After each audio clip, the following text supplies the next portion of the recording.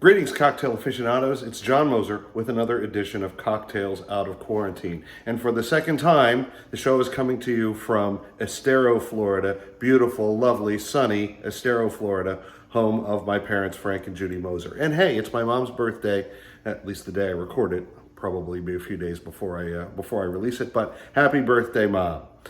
The drink I'm going to make today is called the Tuxedo number 2.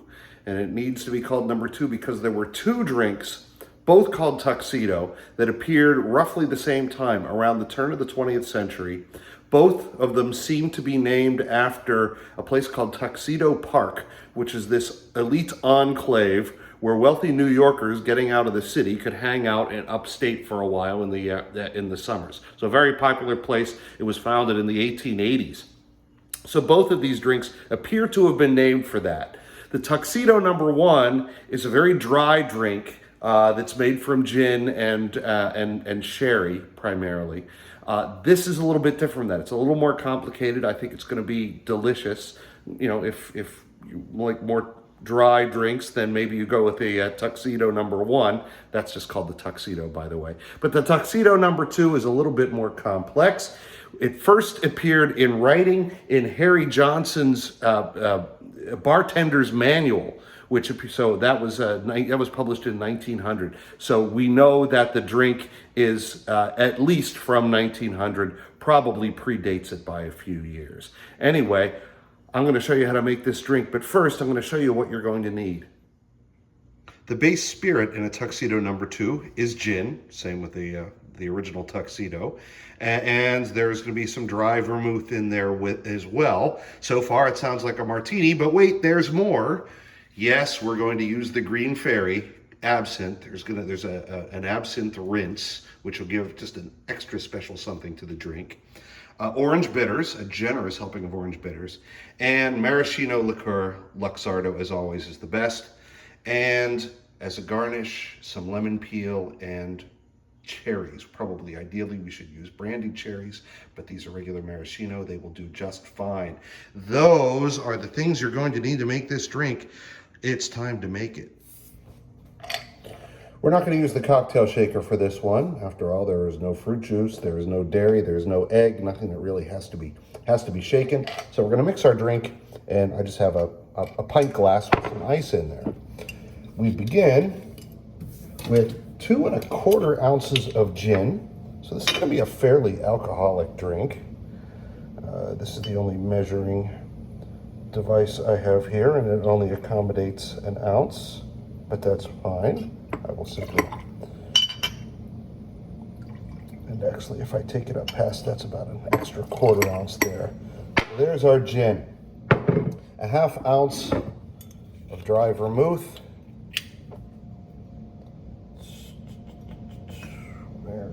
Here we go.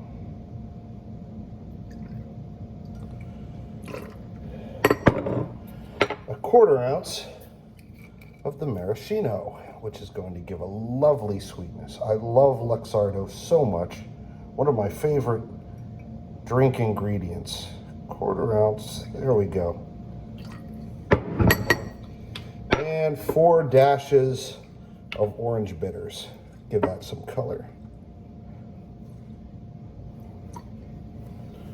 All right, and now we're going to be right back.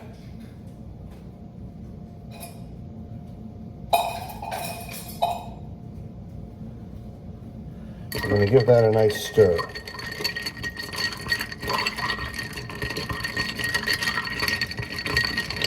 Our next step is to prepare the glass. I have here a well-chilled martini glass.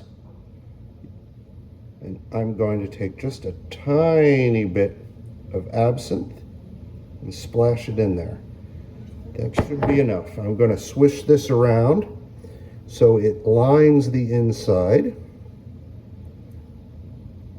I think I need a little more. There we go. Don't want to lose it. I think that's perfect. We got good coverage inside.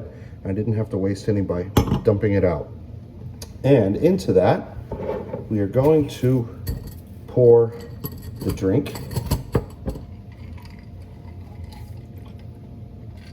And that faint green cast that comes from the absinthe. And we're going to garnish it with cherry and with a nice orange rind. I'm going to cut that to make it look nice. Get the rough edges off.